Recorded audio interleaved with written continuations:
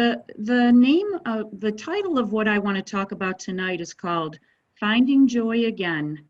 Was my Christmas wish. For a long time, I felt like I was just going through the motions of life, not really feeling much, but grief. After losing my daughter to a marijuana-impaired driver, I missed the things that I used to enjoy so much, like that feeling of happiness and that feeling of joy, and I really longed for it. Whenever I listened to music, it was like a trigger for me emotionally. And music used to be so important in my life, but I couldn't listen to it anymore. It just brought me right to tears. I couldn't even play my piano, which always brings me a lot of joy that I played my whole life. I could not sit down at my piano and play. But during the Christmas season, I hate to admit this because I actually started to hate Christmas. It just seemed like the closer it got to Christmas, I got more and more sad and more intense. It was very painful for me to go out in the world and see everybody all happy and buying gifts and putting up Christmas decorations and seeing their trees through the window and seeing everybody with so much joy. But I just couldn't feel that for the longest time. One of Jennifer's favorite music was Christmas music. And whenever she was feeling down or we were having a hard day, she would always play it. And it just amazed me how much joy she got out of that. So every time I heard it, it was another trigger for me emotionally. And during Christmas, they play music everywhere. It's in the grocery store, it's in the mall, it's on the radio, it's on TV. And it was almost too much for me. I could not get away from it. And one year I said to my husband, I want to go on a cruise. We're just going to get on a boat and get out of here, okay? I don't know if you've ever felt like that when you've had tough times in your life. And so we went on a cruise and we went to the Caribbean. But every port we stopped at, they celebrated Christmas. Every night we went to the shows, it was a Christmas show. And I was just like, I paid all this money to escape, and I didn't escape at all. So I started to realize there is no escape and that I'm going to have to find a way to deal with this. So one day, it was like a really cold and wintry day in December, and I decided I was going to go shopping for a little retail therapy, because that always helps me if I find just the right thing, or I find a really nice sweater, or I go into a consignment store and find something really cool that somebody else doesn't want, but I want it, I'm going to give this a new home. So I went in this place, it's down the road from us, and I started looking around, and they had all these pictures in a bin, and you know how you can just file through them, look one after the next. Well, I was going through these paintings, and you see that painting? That's what I found. And when I pulled it out, it wasn't framed, it was just a canvas. I looked at it and I felt joy for the first time in years, like maybe 3 years. And I thought, oh, I love this and I feel joy. So I went up to the counter, and you can see there's like water in the background. Well, they thought that was a scratch. And she goes, oh, look, it's scratched. It's $25, but I'll give it to you for 20. And I'm like, thank you. I thought it was a scratch too. Well, when I took it to the framer, she told me that's not a scratch. That's water in the background. And I thought, oh, this is great. I got a great deal. So she framed it for me and I brought it home.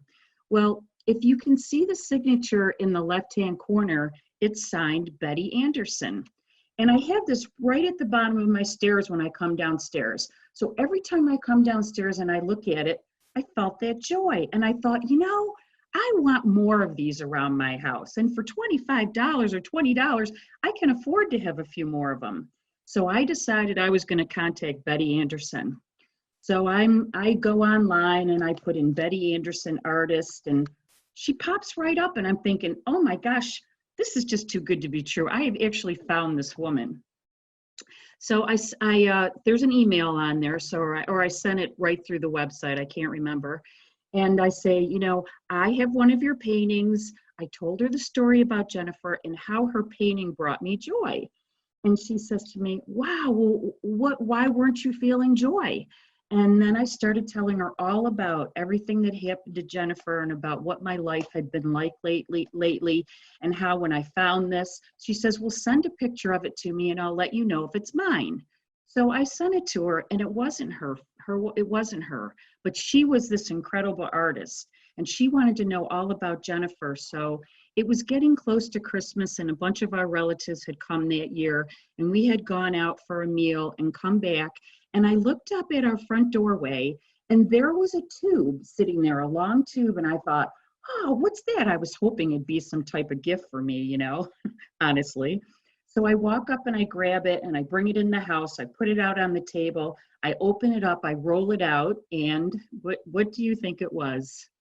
Betty Anderson was she did portraits, and she decided to paint me up. I had sent her a picture of Jennifer. She had asked me for one, and she had decided to send me a portrait of Jennifer. And there it is. And I just can't tell you how this has changed my life. And this woman coming into my life has changed my life. That's Jennifer. And then underneath it is a card signed by to me from Betty Anderson. She's an 80-year-old woman, and guess where she lives? Adelaide, Australia. So isn't that a most awesome story? I didn't know it until I got this sent to me. And of course, I immediately contacted her and thanked her profusely. I went and had a beautiful frame done on it, and it's been hanging in my house ever since. And a reminder to me that this is really my most important part, that sometimes we have to reach out for joy. It doesn't always come to us. And I think that was the hardest lesson for me in my grief, because I just wanted to go inside myself, and I thought that nobody could help me. And it was just a really dark time. And I told her, in fact, I just talked with her a few minutes ago, letting her know that I was going to speak about her tonight. And I told her how she brought hope into my life. She brought faith into my life. And every day I get to look at it. And so I just really wanted to share that story with everyone about how if we just reach out a little bit, even if we're just helping somebody. It's happened to me in so many ways. I've gone to the cemetery and I've stood there and people have come up and talked to me, and there's always something I could do to help them, plant flowers, water for them, and it always gives me such a great sense of joy.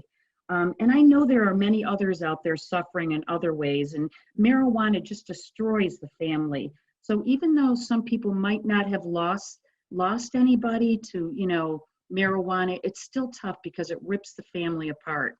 So we just need to, that's really my message. And I hope that everybody can find joy again. It's something that took me a long time to find, but now I have it every day. So thank you for listening to my story.